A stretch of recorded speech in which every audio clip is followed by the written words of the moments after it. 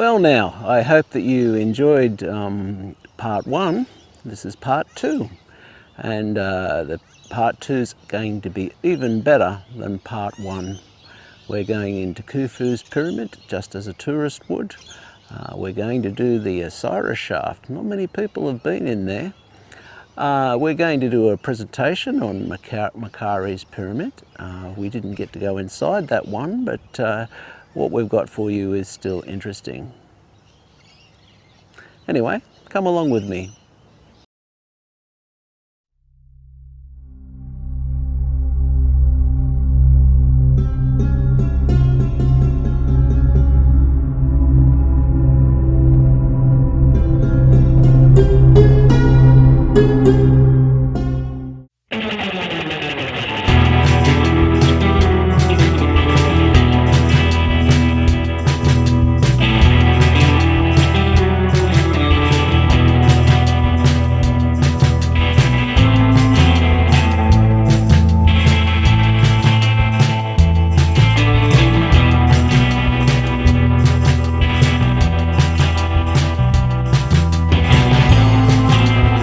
It was a beautiful morning, and oddly enough, Cairo traffic was not so bad. And this time I was going in through the official entrance, having possession of my passport, but I didn't have my Arabic-speaking friend. Upon purchasing the ticket, again it is based on where you're from, I explored the models and then started to make my way towards the Great Pyramid. So in case you're wondering, from biggest to smallest, we start off with Khufu's pyramid, and then we do Khafre's pyramid, and finally Menkaure's.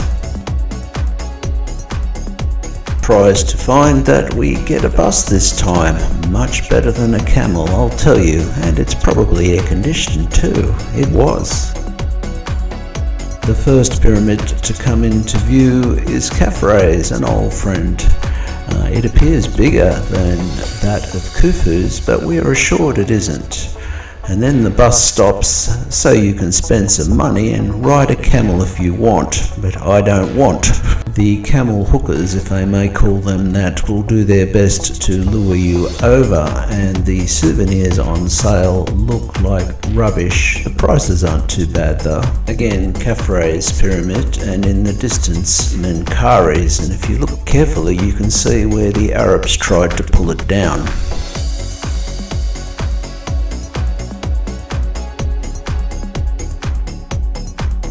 Here's the one we come to see, the oldest and the biggest, Khufu's pyramid, and very different to the rest of them, as you'll see shortly.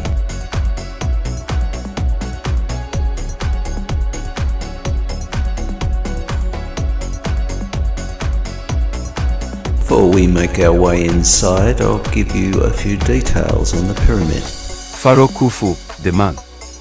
Reign. He ruled for approximately 23 to 26 years, circa 2589 to 2566 BC, though some estimates suggest a longer tenure to account for the massive construction projects completed during his time. Legacy. History has two conflicting views of him. Herodotus portrayed him as a cruel tyrant who enslaved his people, but Egyptian tradition and archaeological evidence suggest a highly organized ruler who was revered as a god long after his death. The only likeness, paradoxically, the king who built the largest pyramid is represented by the smallest known likeness, a tiny, 7.5 cm, 3-inch, ivory figurine found at Abydos. The Great Pyramid, Key Facts. The Great Pyramid of Giza was the centerpiece of a vast mortuary complex that included smaller pyramids for queens, a mortuary temple, and a causeway. Engineering marvel, it was originally 146.6 meters, 481 feet, tall. It held the title of the world's tallest man-made structure for over 3,800 years until the spire of Lincoln Cathedral was completed in England around 1311. Material and mass, it consists of roughly 2.3 million stone blocks, weighing an average of 2.5 tons each. The total mass is estimated at 6 million tons. Precision, the pyramid is aligned to true north with a margin of error of only 3/60ths of a degree. The base is level to within 50 mm, 0.6 inches. The casing, originally, it was covered in highly polished Tura limestone casing stones. These would have reflected the sun so brightly that the monument would have shone like a star from miles away. Most were stripped in the Middle Ages to build structures in Cairo. Internal structure. Unlike later pyramids, the Great Pyramid has an elaborate system of internal passages and chambers. 1. The subterranean chamber, carved into the bedrock, seemingly unfinished. 2. The Queen's Chamber, located in the center of the pyramid. Its name is a misnomer given by early explorers. 3. The Grand Gallery, a spectacular corbelled hallway leading to the King's Chamber. 4. The King's Chamber, built entirely from red granite brought from Aswan, over 800 kilometers away. It contains a massive, lidless granite sarcophagus. Beyond the Great Pyramid itself, the surrounding plateau holds fascinating sites like Naslet El Saman, the village at the foot of the Giza Pyramids, and the Wall of the Crow, a massive stone gate that once separated the sacred precinct from the workers' barracks. As much as I would have liked to, I didn't fly a drone illegally, but a friend of mine sent me this footage, and it gives you some idea of the scale of Khufu's pyramid, and bear in mind that it's smaller now than it ever was.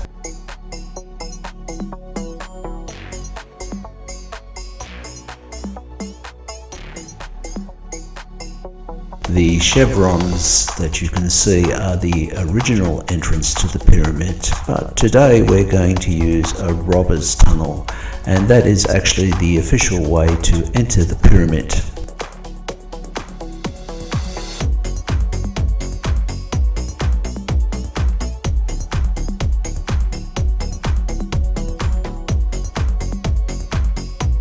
The staircase we're on was put there for the tourists, not an original artifact, and you very quickly see the excellent view you get from just a slight elevation.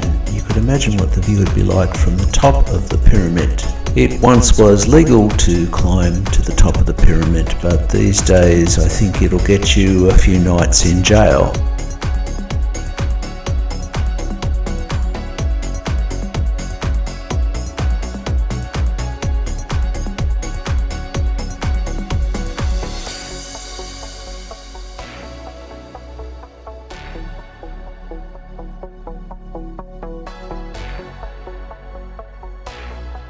The sign pretty much says it all, but the price of £400 for an adult does not apply to foreigners such as myself.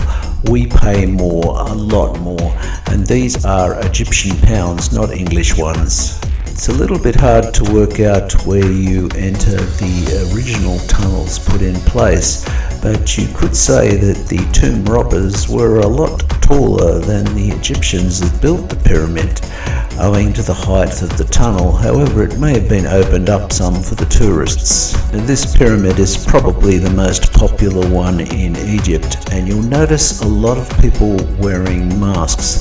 The reason is they're worried about silica dust from the limestone as it breaks down, and the dust in Egypt does trouble a lot of people. The locked gate leads to a part of the pyramid that is not accessible to the public, and I don't know that I'd be fit enough to undertake it even if I could work out how to get a permit to go down there. The tunnel is only 1.2 meters high and runs for 105 meters at 26 degrees. But the interesting thing is, over its length, there is only a deviation of 1/4 of an inch. Was you to go down the tunnel, what you'd see at the bottom would be this. Now, it's clearly unfinished and its role is somewhat unknown, but in most other pyramids this would be where the bodies would be. But Khufu's pyramid is very different to the rest. This would be the original section of the pyramid. I don't know whether the stairs were added or not, but the interesting thing is this is the only pyramid that has an entry ramp heading up, not down. Thank God this one only goes for 39 metres, but it's only 1.2 metres high, and again it is in an angle of 26 degrees. But I tell you, I was hot and sweaty by the time I got to the top. Don't know what it was with the early pharaohs, but Khufu's father Snefru had 3 pyramids, and Khufu's pyramid has a lower and upper burial chamber, and some have even suggested that the Osiris shaft was made for him. Rather bizarre. No wonder Japan has taken such an interest in Egyptian artifacts. Asians are much better suited to the pyramids than Europeans.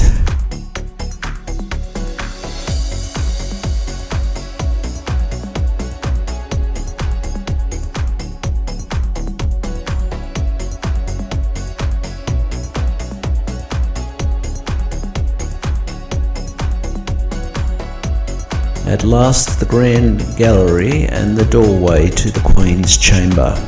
Now my viewers are in for a bit of a treat. Normally this part of the pyramid is off limits to the public, but thanks to my broken Arabic and American President Andrew Jackson, I managed to get the gate open and have a bit of a look. So before we enter the Queen's chamber, it's time to get a little bit nerdy.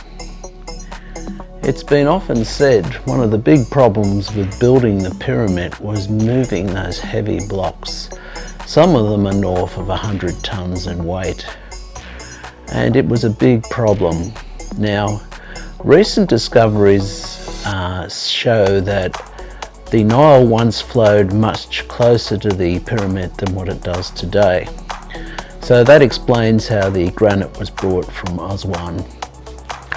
Water transport's fairly easy. The difficulty is lifting it on and off the ship that you're going to transport. But how the hell do you lift it up inside the pyramid?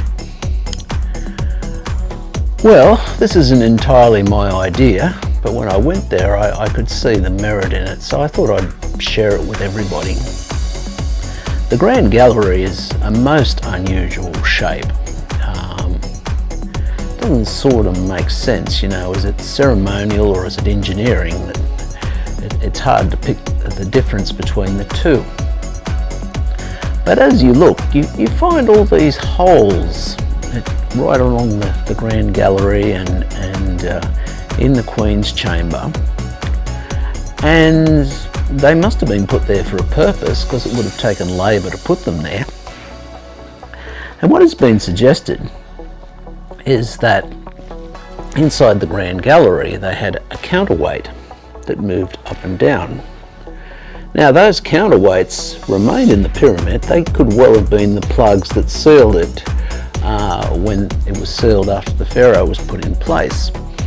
And the holes were used to ratchet the counterweights up and down, which would make lifting something heavier much easier.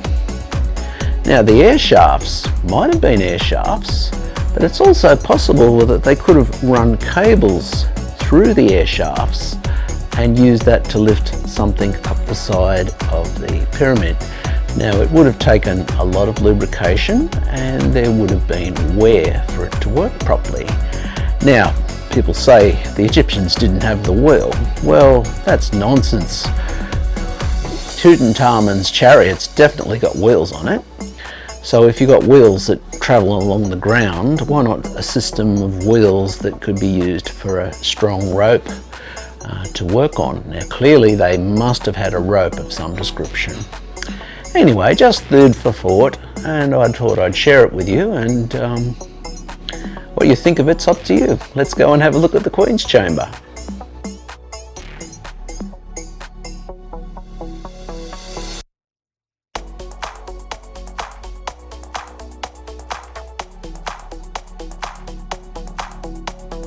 Straight away, there are the holes I was talking about, and you can see that the corners have been worn away.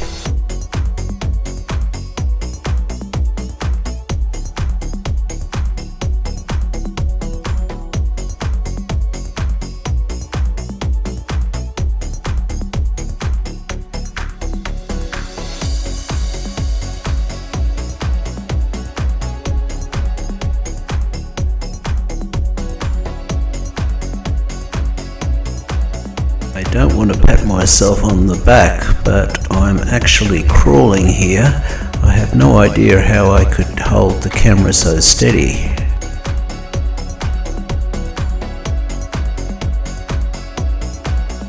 Have you noticed the gaps between those blocks? Pyramids here are better lit than the ones at Saqqara, and officially the pyramids were lit by silver mirrors pointing at one another. I think that's a lot of bunkum, but I tell you what, I haven't got a good idea as to how they were lit, but they must have been somehow.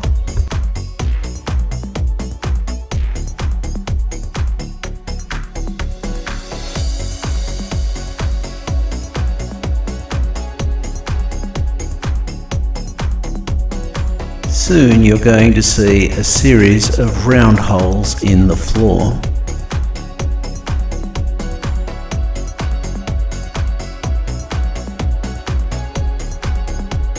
Also, the scuff marks on the floor are longitudinal. Interesting.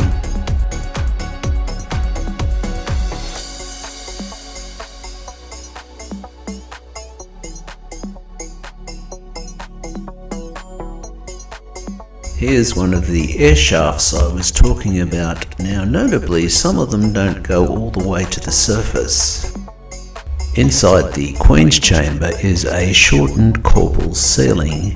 Now, one of the archaeologists thought this looked like a doorway, so he took to it with dynamite, only to find that it wasn't, leaving a permanent scar on the pyramid.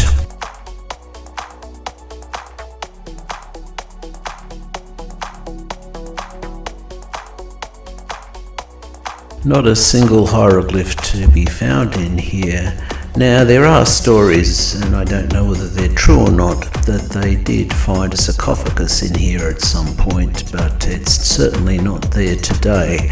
And the role of the Queen's Chamber is very much disputed. Whether or not it was for a queen or whether it was to hold grave goods is unknown. Based on what they found in Tutankhamun's tomb, imagine the things that could have been in here, but the looters got in here first, so we can never truly know what was in here. And again, there has never been a mummy found in a pyramid.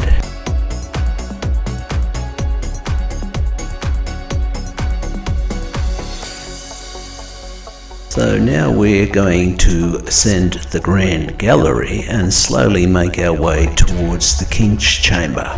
It's damn hard to know where to put the camera, but you can just notice some iron hooks hanging out of the wall.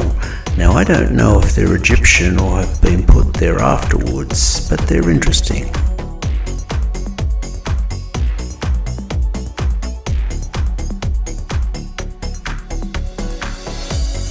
And every time you look at two blocks adjoining one another, you start to realise what they were talking about with the Egyptian accuracy. I have no idea how many hundreds of thousands of people have been through here, but it was supposed to have been sealed for the rest of eternity, being the sole domain of the Pharaoh or the Pharaoh and his guests. So I guess it is somewhat of a privilege to witness this, but wouldn't it have been good to have seen it when it was in pristine condition and to have seen the things that may have been in here? Unbelievable. And as another bit of trivia, the movie Dune, the original one, part of it apparently was filmed in this Grand Gallery. It's bloody big, and it certainly looks like concrete, but we're assured that it isn't.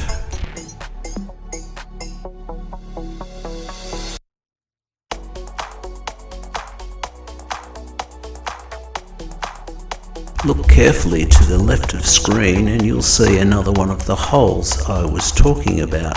And I should have mentioned the heat. It's as hot as hell in here, but apparently it's worse inside the King's Chamber. all the places where you can see missing pieces of limestone. I wonder how many have hit people on the heads, and I suspect the metal rods are to secure the limestone that is loose.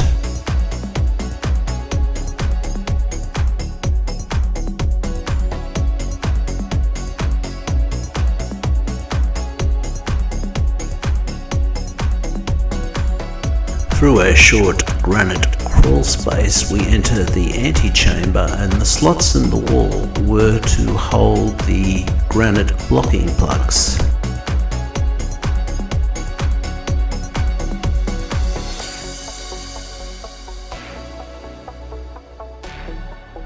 And then comes the King's Chamber, with its sarcophagus off-centre, broken, and amazing granite construction, and something above that can't be seen, but there must be a tunnel to it. I'll put a photo up of that.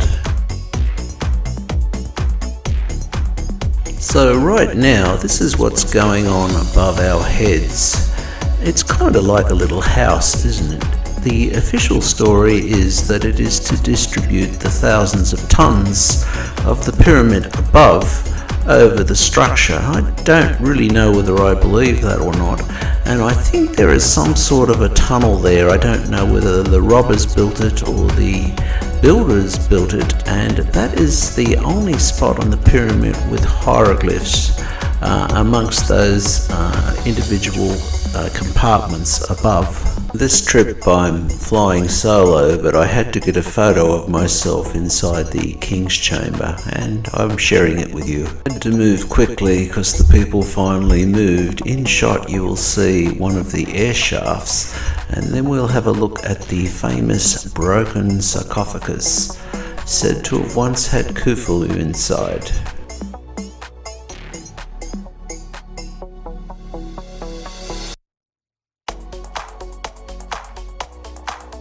And it's a great perspective to explore the amazing workmanship of this sacred chamber.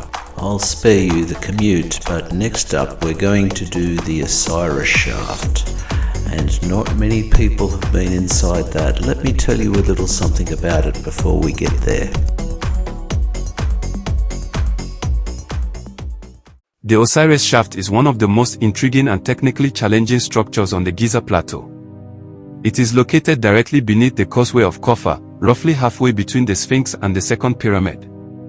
Here are the basic known facts about its structure, history, and purpose. 1. The structure, a three-level complex. The shaft is a vertical subterranean system cut deep into the limestone bedrock, consisting of three distinct levels connected by vertical shafts. Level 1, depth, 6 meters/20 feet, an initial entry chamber that is largely empty and serves as the transition point to the deeper levels. Level 2, depth, 18 meters/60 feet, a larger rectangular chamber featuring 8 niches. Inside these niches, 7 granite sarcophagi were discovered. Archaeologists found pottery shards and human remains here dating back to the 26th dynasty, approximate 500 BC, though the chamber itself may be older. Plus 2. Level 3, depth, 30 meters/100 feet, the most famous level. It features a central stone platform, resembling a sarcophagus island, surrounded by a subterranean pool of water. On this platform, there is a large basalt sarcophagus. 4 pillars once stood at the corners of this platform. Plus 1. 2. Historical discovery and excavation. Ancient reference. The Greek historian Herodotus, writing in the 5th century BC, described an underground chamber on an island surrounded by a canal of water, which he claimed was the tomb of Khufu. For centuries, this was considered a myth until the shaft was officially documented. Modern exploration. The shaft was partially explored by Salim Hossein in the 1930s, but the bottom level was flooded.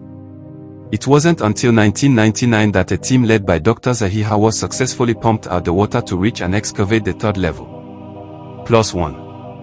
The water shaft. For decades, the shaft was used by locals and guides as a source of drinking water and even a swimming hole because it was naturally fed by the rising water table.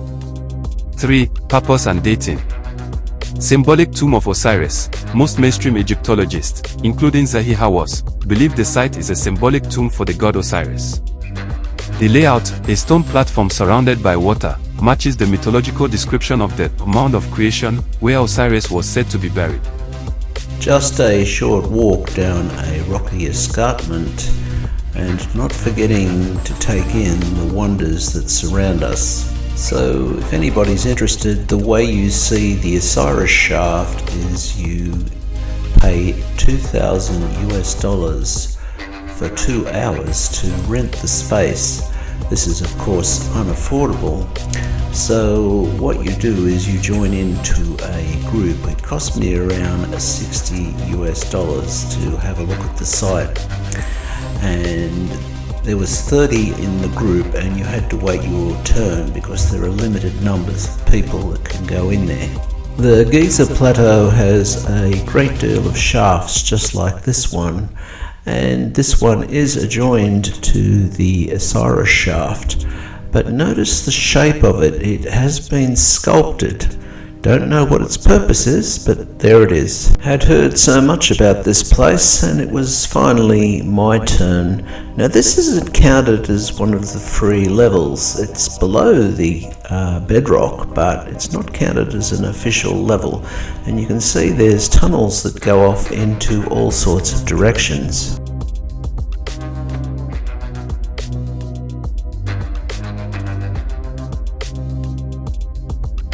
So here is the shaft to the first level, and notice the shape of the stone.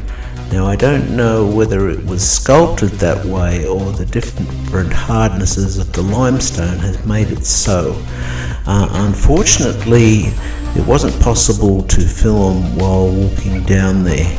That's one of the problems of doing so solo, and you'll notice all the other people with me were going crazy with their cameras.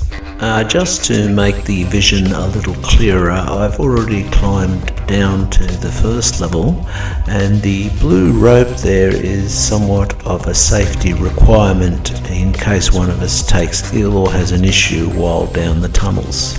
Getting to the second level is a similar process. However, there are 2 ladders and a permanently attached gantry for adding, removing things or people.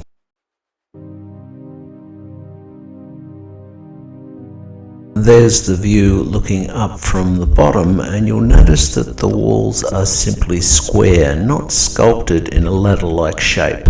Unfortunately, my camera struggles a little with low light. Some of the people quite luckily had torches, but with this volume of people in such a small place, filming was somewhat difficult. But if you look closely, you can see some of the marks where the stone was worked. The area itself has 7 alcoves, with 2 of them now containing sarcophaguses. The rest of them have broken pottery, and there are some human remains on the site.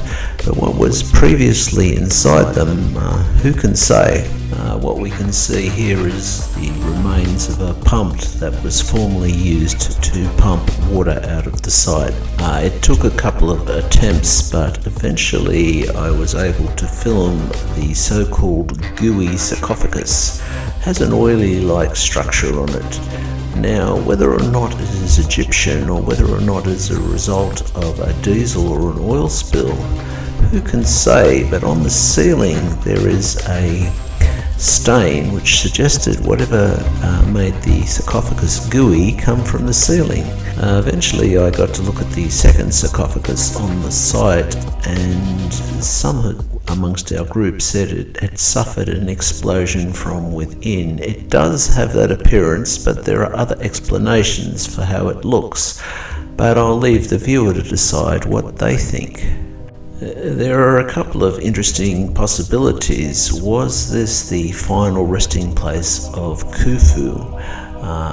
Herodotus thought so, but the sarcophaguses are empty. I managed to get a second and better look at the gooey sarcophagus, and the points I made earlier are clearer now.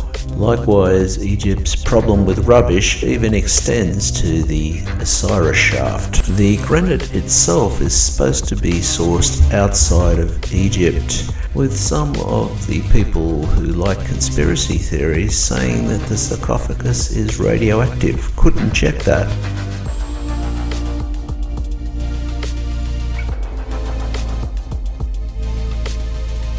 So now slowly I make my way down to the third and most famous level, and it is speculated in this site the deeper you go, the newer it is.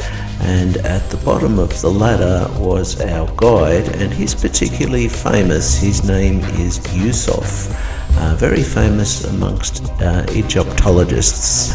Despite pumps running, the water level in the Osiris shaft does vary, and it was about average when we was there, but this was about the limit that I could travel to. And those wooden structures, I couldn't tell you what the history of those are, but they're certainly not Egyptian.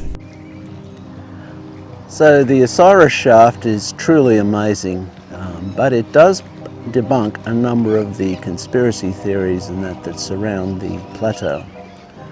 The water table is clearly proof that those deep tunnels that some people say exist could never have existed. There's no way that even today we could build large structures underwater. But there are some interesting ideas. Now, Khufu's pyramid, and indeed all of them, the time frame in which they were supposed to have been built was incredibly fast. And it has been suggested that the Osiris shaft was used to store the pharaoh's mummies until their pyramids were completed. There's no proof or otherwise of this, but it would be a good use of the site and a high possibility. So, pyramids were definitely a family business, and Menkaure's pyramid was not open when I was there, so I couldn't manage to go inside. But it is probably the most beautiful pyramid of them all, despite being the smallest. And historically speaking, the man himself was quite a gentleman who looked after the Egyptian people. Probably the world's first socialist. Recent findings show that there are possibly chambers within the pyramid that are empty. Now, these need not contain anything. Like, even in modern buildings, you have cement voids rather than completely filling them with cement to make the construction cheaper. And certainly in the Egyptian period of time, voids may have been used in all the pyramids. There's no point in filling them to the top if you don't have to. They've just got to be strong enough and look good. They don't have to be full. I'll put some images up of what they've seen. As far as I know, there's no plan to actually break into these voids and see what's there. Now, there is a plan being turfed about. The Arabs set about destroying this pyramid. That's why it's got the big gash in the side of it. And there are a lot of blocks that are buried and laying around it. Now, some people did want to restore the pyramid, and I'm in the camp that it should be. However, in the end, it turns out that the Egyptian Department of Antiquities wants it to be left the way it is. Anyway, have a look at what I've got for you, and hope you enjoy it. Pharaoh Menkaure, the pious king. Reputation. In contrast to the legends of his predecessors being harsh, Menkaure was often described in ancient folklore, and by Herodotus, as a more benevolent and just ruler. Artistic legacy. Some of the most beautiful and well-preserved statuary from the Old Kingdom features Menkaure. The most famous is the Menkaure Triad, which shows him flanked by the goddess Hathor and a personification of a regional No. Shortened reign. It is believed he ruled for about 18 to 22 years. His death appears to have been sudden, as his pyramid complex shows signs of being finished in haste using mud brick instead of stone. The Pyramid of Menkaure. While smaller in scale, Menkaure's pyramid is technically complex and features a unique blend of materials. Dimensions. It stands at approximately 61 meters, 200 feet, tall, less than half the height of the Great Pyramid. Its base is about 108.5 meters, 356 feet, square. The granite casing. One of its most striking features is the lower 16 courses of casing stones, which are made of red granite from Aswan. Unlike the smooth white limestone above it, much of this granite was left in a rough or unfinished state, providing a look into the ancient quarrying and finishing process. The vertical gash on the northern face, there is a large vertical gap. This was caused by an attempt to dismantle the pyramid in the 12th century by Malik al-Aziz Othman, son of Saladin. The workers found the task so difficult and expensive, only managing to move 1 or 2 stones a day, that they eventually abandoned the effort. Internal discovery and mystery. The sarcophagus. In 1837, British explorer Howard Vyse found a beautiful basalt sarcophagus inside the burial chamber. It was decorated with palace facade carvings. The lost treasure. In an attempt to send the sarcophagus to the British Museum, it was loaded onto a ship called the Beatrice. The ship sank in a storm in 1838 somewhere off the coast of Spain, near Cartagena, and the sarcophagus remains on the ocean floor to this day. Primary casing Tura limestone, granite and limestone. Status largely intact core retains limestone cap features on finished granite. While it may be the runt of the Giza trio, Menkaure's pyramid is often a favorite for visitors because of the high-quality granite work and the fascinating stories surrounding its survival and the lost treasures within. Time did not permit me to have a look inside this pyramid, but for my viewers I thought it was worth exploring through what footage I could get of it. It is amazing that any of the pyramids exist at all after the endless array of tomb robbers and Arabs trying to destroy them and Christians defacing them and explosive archaeology. And Menkaure's pyramid bears the scars of this greatly. Now there is some controversy with regard to the destruction or potential destruction of the pyramid. If you wanted to bring a pyramid down, you would think that you would start at the top and work down, not tunnel in from the side. So this may have been destruction disguising tomb robbing. And with the new MUON scans of the pyramid, it might be likely that there is something in there and it could have just been a treasure hunt. Oh, and a very important thing that I've forgotten, Napoleon is said to have taken to the pyramids and other structures with his cannons. It's amazing these structures have survived.